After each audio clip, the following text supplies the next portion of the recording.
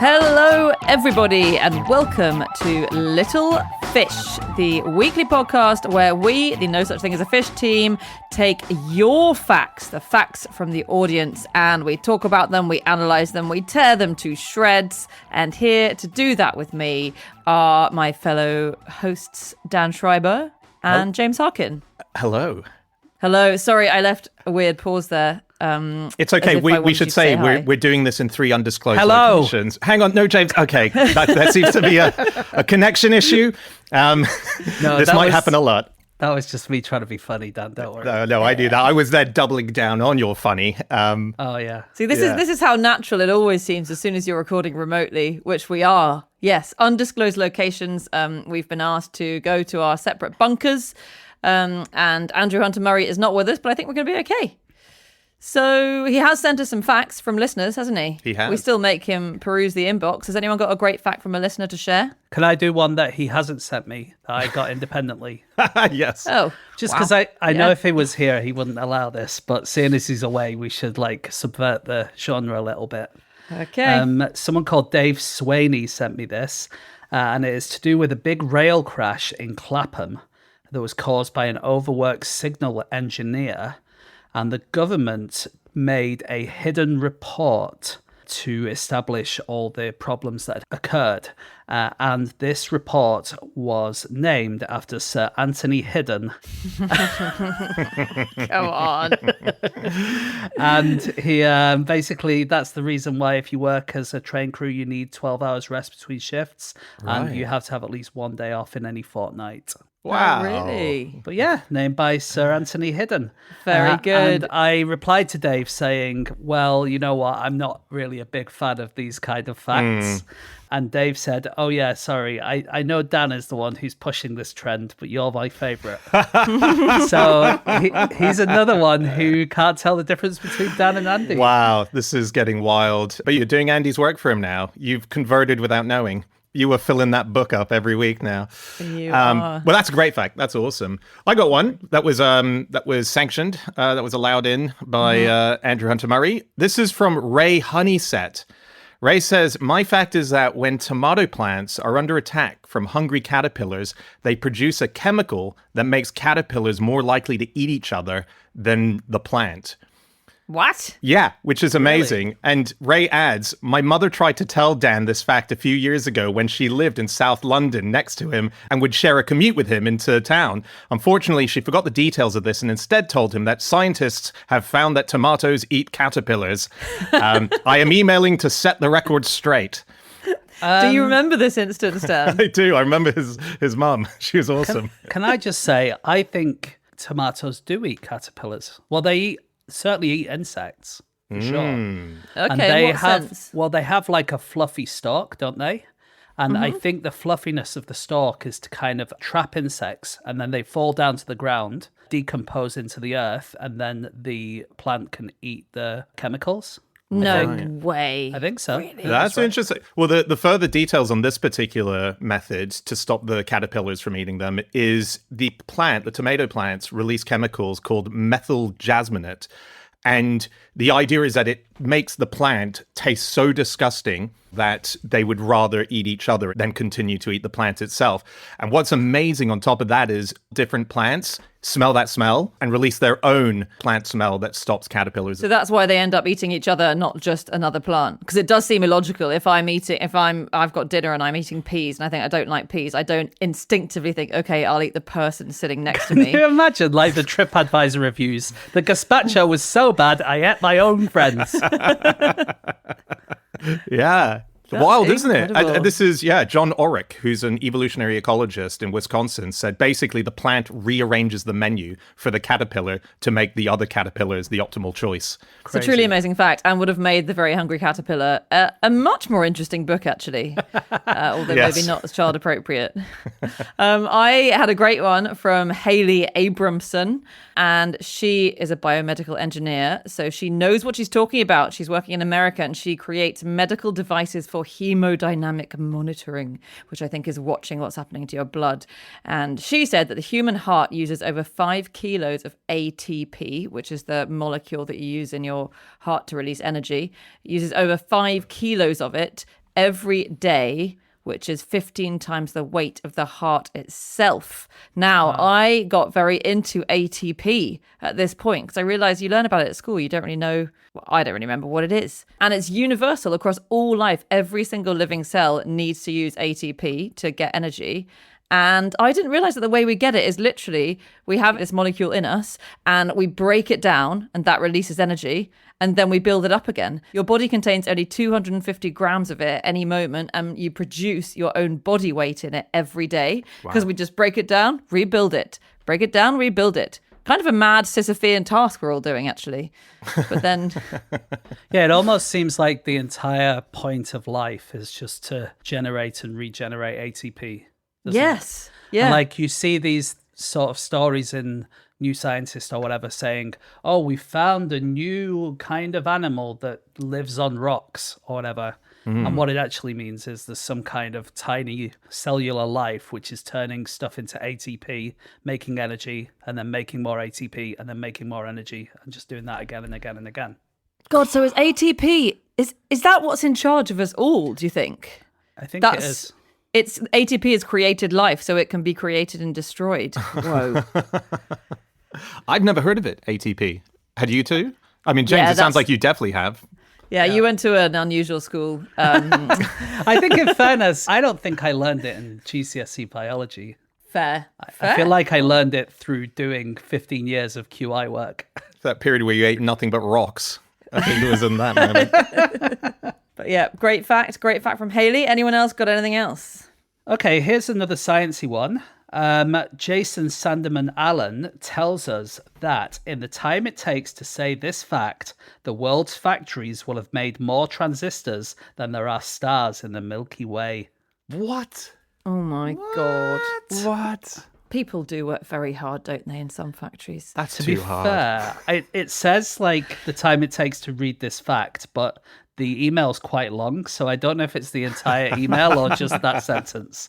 But basically a transistor, like in my head, a transistor used to be like, oh, it's like a radio, a transistor radio or whatever. But actually a transistor is a tiny little switch that you get in any electrical device. And in your laptop, there are millions of them. In your microphone, there are millions of them. In your headphones, there are millions. They're in everything. And it's just, it's basically the thing which is either a 0 or a 1. So there's, I think, an estimated about like 100 billion stars in the Milky Way, right? So surely we need just one day in the factory and we have enough. That's it. Yeah, that's a good point. We don't need any more. Have we got an oversupply? So it's like, stop. Someone, where's the off button? We've got all these bloody switches, but where's the off button? Yeah, that is wild. I mean, wow. that's a lot, 100 billion. Well, look, basically the modern day is ATP and transistors. That's Yeah, sounds like it. That's how we're going down in history. I happen to know that the co-inventor of the transistor was a guy called John Bardeen. And when he co-won his Nobel Prize, he was told off by someone who was there, either the committee or just someone high up, for not bringing his family along. He was like, where are your kids? You didn't bring your family. And he said, no, it's okay. I'll bring them to the next one. Next time I win, they'll be here. He won it again, and he brought his kids. Yeah. That's brilliant. One of the few scientists to get the double Nobel. What a dickhead. I'd never thought I'd hear this. Sorry, no, what an amazing guy. I was just still reeling from the surprise of hearing the sentence come out of your mouth. I happen to know that the co-inventor of the transistor. It's just such a casual happen to know. Because I mentioned John Bardeen not too long ago on Fish, because when he found out that he had won his second Nobel Prize, he was in his garage and he went to open the door of the garage to go to the party celebrating it. And the transistor failed, and he was locked in his garage. So the thing that he won the Nobel Prize for the first time stopped him from getting to his party the second time. All I would say is that we always do this podcast in person most of the time. And when we're in person, we don't have our laptops or our phones or anything, and we're just chatting. But I watched a documentary about online chess yesterday where basically they said as soon as it went online and people went in the room together, they all cheated. So if anyone I'm not saying that Dan didn't know who that guy was. Wow. But if anyone in the future is saying, I just happen to know, then there could be something afoot. outrageous. That's an outrageous claim. Yeah. And Yeah? I won't have it. That's I'm the host outrageous. here, and I'm kicking you off the show for this kind of slander Yeah? against your fellow man. I'm not even on the internet right now. This is all pre-recorded Nuggets Dan sent us that we're interspersing. Okay. Would it be great if I turned my camera on the laptop and you saw 6 researchers sitting there just showing me facts on big bits of paper? We all know he's too analog to be able to use the internet. I happen to know John Bardoon. What is it? Better spelling. Give it to the guy with better spelling.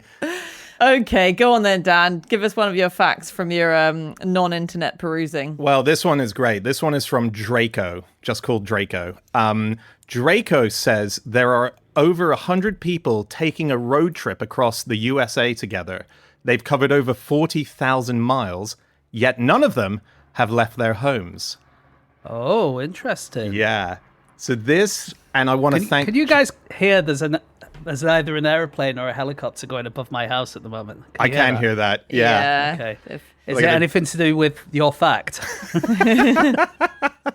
Dan sent her to take you out after your betrayal. Question my use of internet.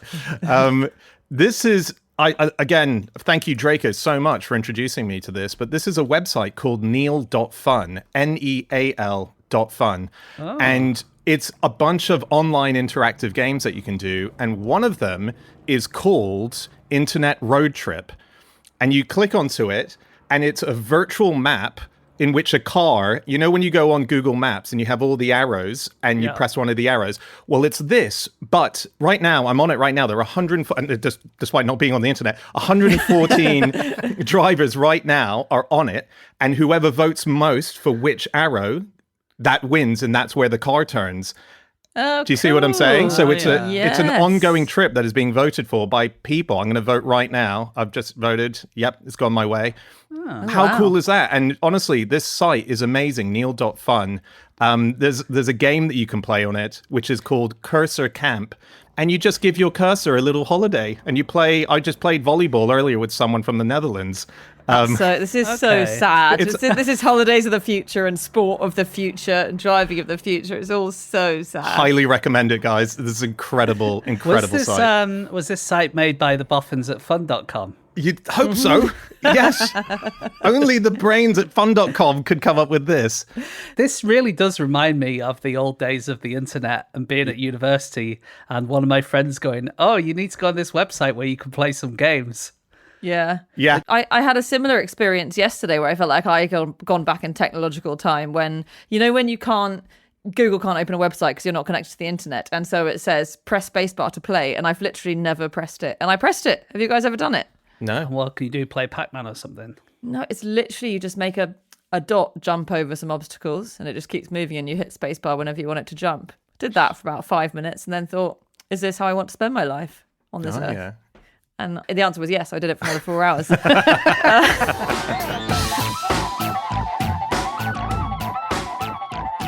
I have another cool fact, and this is from Hugh Fraser from Queensland, who says, long-time listener, third-time emailer. Thanks for letting us know. I have a fact for you. The man responsible for organising plays in Elizabethan England was allowed to imprison people at will when they offended him or didn't work hard enough. I really feel like Andy's given me this one because he knows it's a fantasy of mine. They were freed from jail when he decided they'd served their time. And this, I think we might have mentioned him before, Edmund Tilney, who's master of the revels under Queen Elizabeth.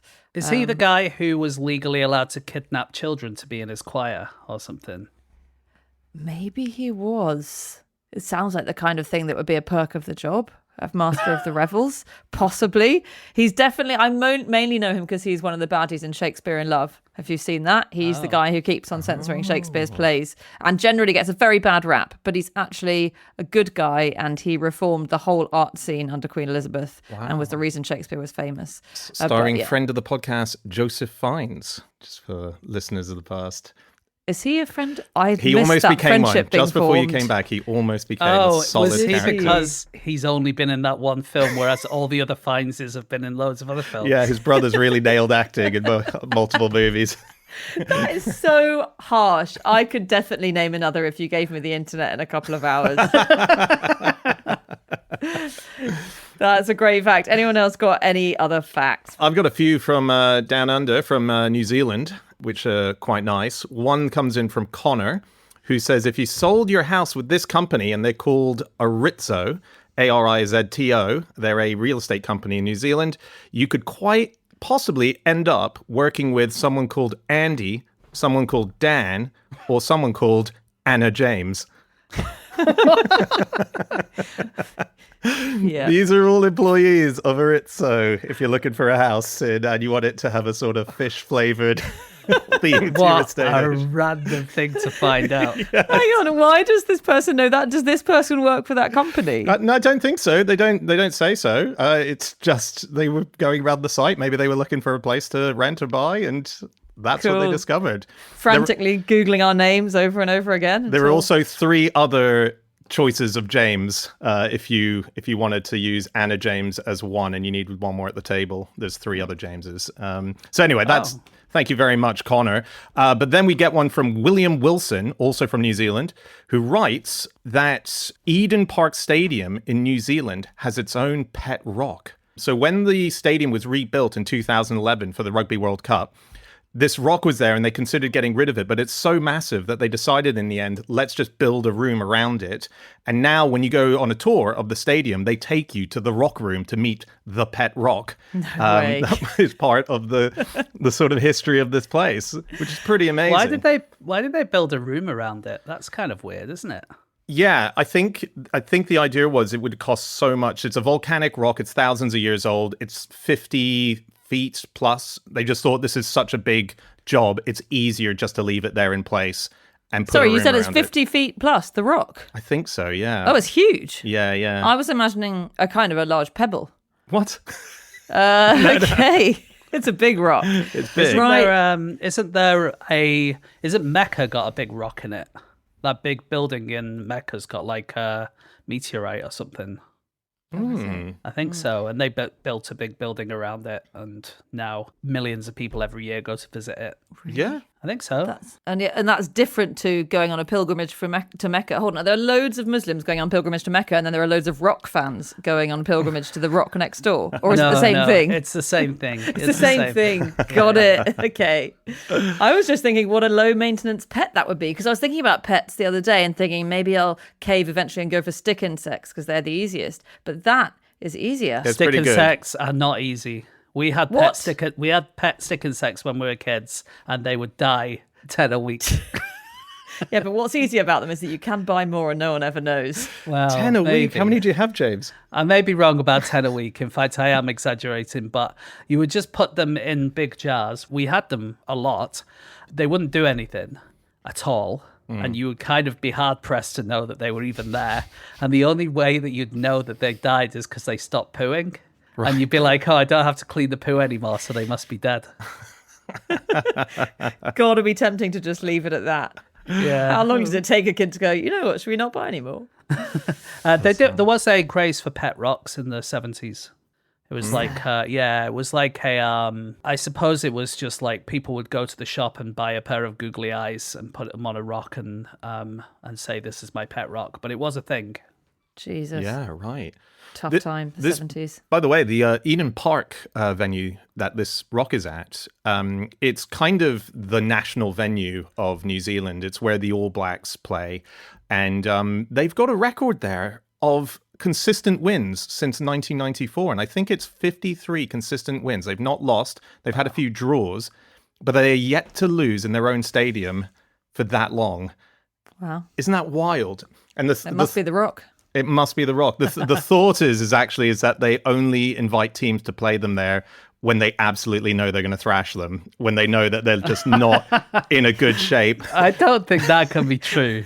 That's the sort of ongoing joke in New Zealand, apparently, from the sports websites I've been reading. We should probably move on to our custodians soon. I just want to give Dan a holiday tip for if you ever want to take a holiday that's not just a virtual one on your computer. Yeah. Because this is from Rich Schaffer, a fact that was sent in, and he was saying, I was driving through Southern Virginia in the US and saw signs for Dan Daniel Memorial Park in the city of Danville.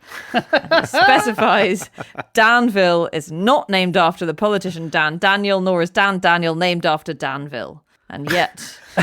They're all named after that real estate agent from New Zealand. Okay, we have reached that time in the show where we bestow some facts upon our lucky Club Fish listeners. And we have some facts from our previous podcast to give to you. Does anyone have a fact they want to let go of? Yep, I have one here. This is for Louisa. And the fact is, ancient Jerusalem's lost property office just involved shouting about what you had lost in the hope that somebody had found it. That's a good system. Such a good system.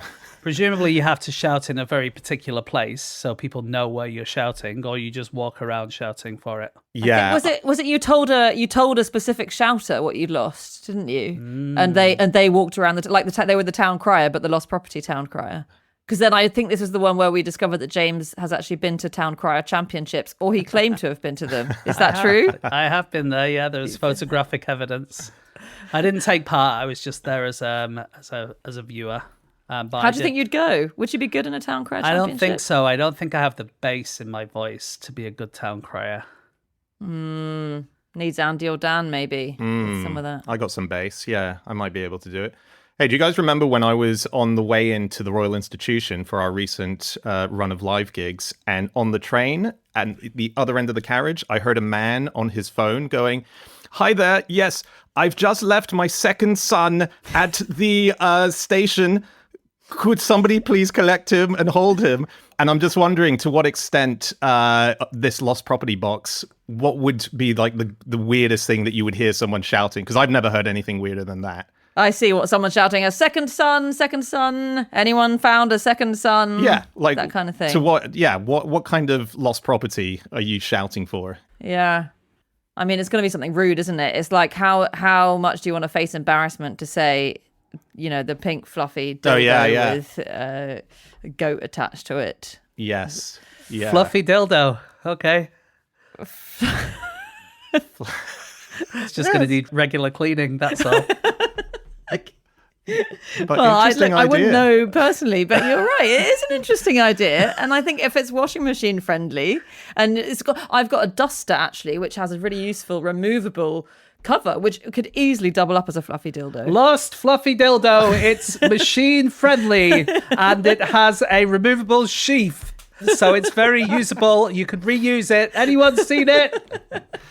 Imagine 20 years from now, Anna's going to be sitting in an interview and they're going to say, "Now, not many people know this, Anna, but before you started your humongous fluffy dildo empire, you were a podcaster, weren't you?" I prefer to forget about those times. They're just an embarrassment. Okay, here's another fact. This one now is under the custodianship of Julia and Brandon McKay. And Julia and Brandon, your fact is that the man who discovered why we sweat did so by getting in a sauna with a dog, a steak, and an egg. I remember this guy. Me too. What a wonderful fact this was. What a lad. Yeah, I think wasn't it just to prove that it was hot enough? Like, people said they thought the thermometer was wrong, and so he said, "Okay, well, you can cook a steak in here. That's how bloody hot it is." And Something an egg like that. and a dog. And an egg and a dog. Cook a dog. Why take the dog? We believe you with the steak and the egg. It's fine. You've got to share the steak with someone. Yeah, I think this is the guy who discovered about thermoregulation, wasn't it? Yeah. What a laugh. What a fun party that sauna party was.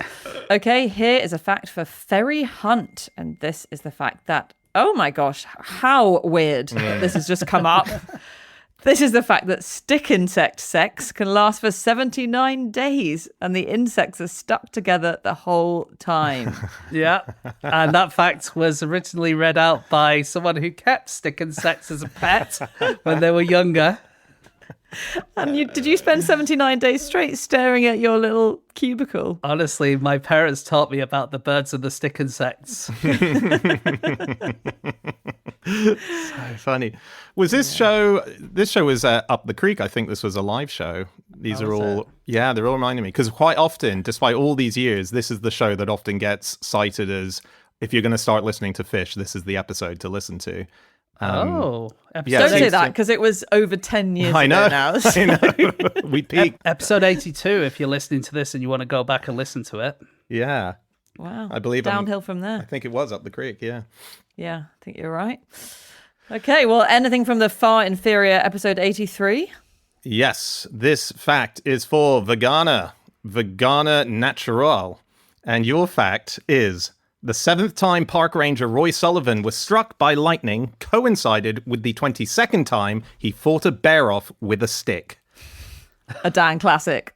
Yeah, Roy Sullivan, what an interesting character. And the further you go along the story each time of when he's getting hit by lightning, the more improbable and more ridiculous it is. Just one of those fantastic stories that just keeps giving. Yeah. I read an article about people who get struck by lightning, and there's like a conference every year that they all go to, because actually it's a really it's obviously very bad at the time, but the people who live with it have a really difficult time of it.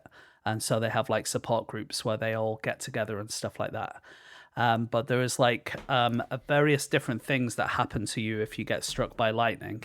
And I am going to look, because I have it as a fact in my future facts file. Ooh, some behind the scenes here. James has had all his facts basically since we started Fish in a file. Like we scrounge around every week looking for headline facts. James has had them all since day one. It's amazing. Yeah. And actually, there's so many of them. I have got like 20 of them that are to do with lightning. But yes, symptoms of being struck by lightning include food tasting like glue, sexual dysfunction, and the inability to sweat. Interesting. Okay. Yeah, you see where I was going? I see who you're suggesting might have been struck by lightning at some point. Yeah. Well, it's unfair. Andy's not here to defend himself. So Which Andy?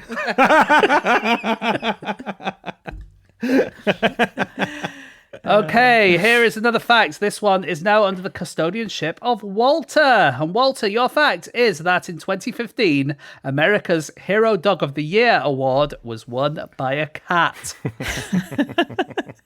Unbelievable they can't even find enough heroic dogs to fill that prize.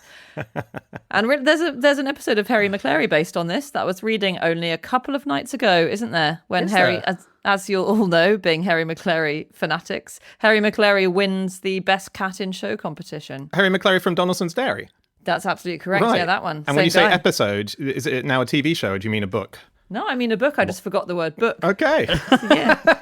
That'll happen. The interesting thing about Harry McClary from Donaldson's Dairy for British people is that he's from a dairy, but the books were written in New Zealand, where a dairy is very different. A dairy is like a corner shop in New Zealand, so it's not a place where you get milk from or anything like that. So in Britain, we always think that Harry McClary lives in a place where there's loads of cows and they're getting milk, but actually he lives in a corner shop. Amazing when you first told me that. It's like everything falls into place. Because Harry McClary, there are never cows in it. No. And there's not this bucolic countryside landscape. It's sort of suburbia.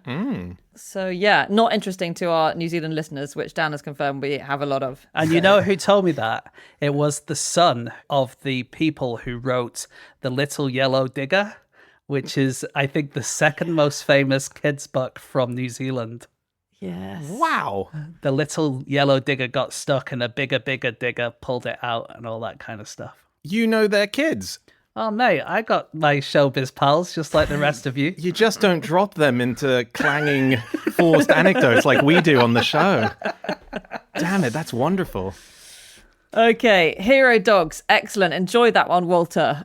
I have got a fact for Rolf Lindsay.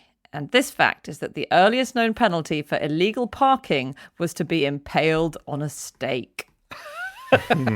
Yeah, this is just in the 50s in Leicester Square. And no, it wasn't. It was thousands of years ago, wasn't it? I think it was about 4,000 years ago.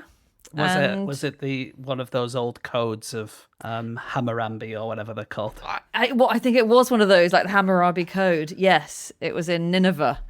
And it was the royal road, so I suppose only the king was allowed to waltz up and down there. I'm trying to work out if this show will go out before the second episode of our Royal Institution run, where the crowd were baying for blood for any social infraction that anyone could make. Like we would say, oh, someone got fined for using their phone on the train. Yeah. And the crowd was like, oh, find them more, string them up. Turns out we've got some really hardline fans. They're going to be loving this. All listeners going, damn right, should still have that for parking infractions. I've got one here for Chris Martin. This is your fact now. Female corn earthworm moths go invisible after sex. Wow. It's a good fact because A, it starts with a thing you've never heard of, the corn earthworm moth. And B, it heads into magic. Yeah, it seems unbelievable. And C, it's going to Chris Martin from Coldplay, presumably it must be him. Of course, right? yeah. Whose ex-wife runs a sex toy website that in future will presumably be selling fluffy dildos. Wow. And when we were last in New Zealand, on the day we were in New Zealand, guess where Coldplay played a gig? Oh. I'll give you a clue. There's a big rock there. Oh, I can get this. Hang on. Come on, guys. Sorry, just talking to the research team. Eden Park. Eden Park, that's right. Because do you remember we had some issues with trying to get guests over because all of the flights were booked out because all the fans were going to watch Coldplay at Eden Park. Of course. And that must be where Chris Martin heard of us, all that kerfuffle, and that's why he's writing in now. Must be. And he'll love that fact because he, of course, wrote the song The Scientist, and it is a sciencey fact. Oh, my God. So it's like we tailored it to him. Blowing shit wide open. Okay, the last one for today, I think, goes out to Jill M. Jill M, your fact is that every week, 2 people in Sydney get bitten by ticks and become allergic to meat. Wow. Those 2 people need to get out of Sydney. This was huge a few years ago, wasn't it? Yeah, and it's still everywhere. It still happens. People can get allergic to meat through being bitten by ticks, for sure. But gone out of the news a little bit. Right. I always like it because it's called the alpha-gal something, like alpha-gal syndrome or something. When you get bitten by, it just sounds really cool. It sounds like something from Mean Girls. I'm surprised that there hasn't been a sort of like a vigilante group of vegans who haven't collected up these ticks and have just been spraying them around in people's homes and getting them allergic to meat so that we literally stop it that way. That is such a good terrorist atrocity that you've come up with. Yeah. Genius. Let's hope that no one does it now because you'll be directly implicated, I think. It's such a genius idea. I don't know. I think it still might be easier to print out lots of pictures of dogs being tortured and distribute them rather than catch these elusive but you've got ticks. to torture the dogs. You've got to print out the pictures. It's like, shit, is that what they're doing? I'm only joking, obviously. Please don't write in. Okay, and speaking of writing in, though, please do write in because this is the end of this show. But if you want to feature in a future show, you have to write in with a good fact. It's podcast@qi.com. Andy goes through all the emails and shaves off the best stuff for us to say. And thank you to our brand new fact custodians. They are Louisa, Julianne Brandon McKay, Ferry Hunt, Vegana Natural, Walter, Rolf Lindsay, Chris Martin, and Jill M. Thank you so much. And if you want to be a fact custodian, you'll have to join Club Fish. Only way to get there. Look it up, find out how. But for now, that is it from me, James, and Dan. We will see you next week for another episode of this, or later on this week for another episode of No Such Thing as a Big Fish. Until then, goodbye. Goodbye.